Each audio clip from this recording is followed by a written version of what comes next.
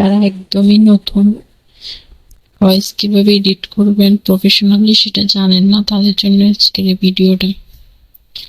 এই যে Lexus audio editor অ্যাপটা আছে, এই অ্যাপটার মাধ্যমে আপনি খুব সহজেই ভয়েস এডিট করতে পারবেন।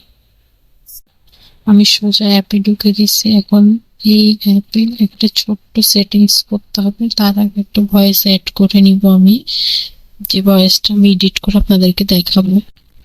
ভয়েসটা চালু করে আপনাদেরকে শোনাবো।